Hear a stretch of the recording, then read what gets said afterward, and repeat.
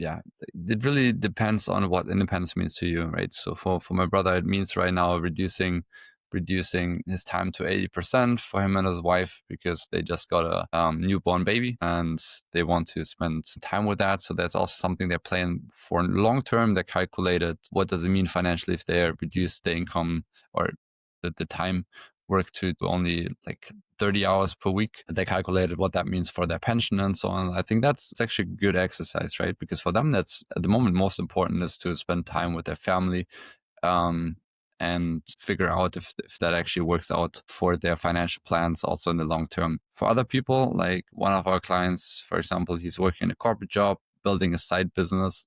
For him, like he's figuring out if he wants to grow his business, and this can also be an investment, right? This can also be financially, if you look at it, if that's what independence means to him. Like it might be that for now, real estate is a good way to grow his wealth over the next few years while he still pays a lot of taxes.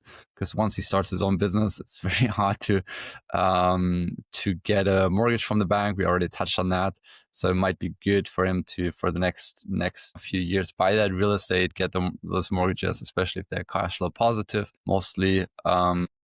Then start his own business. So there's some things that you should already consider when, like now, for your financial plan in the future. And then maybe at the next step, he wants to invest more into his own business to grow it, right? It means marketing, maybe employees and so on.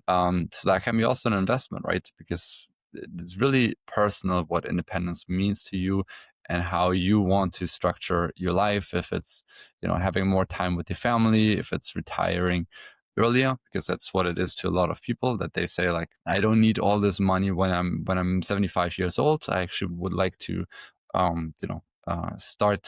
stop working a bit sooner, and or at least be work optional, right? A lot of people have that idea that I want to have the option to stop working, or at least dial down my hours, or do something that pays less salary. That's, I think, for a lot of our clients, what they have in mind is not being dependent on their income and only having to work, or only keep working when they feel like it, but they don't have to.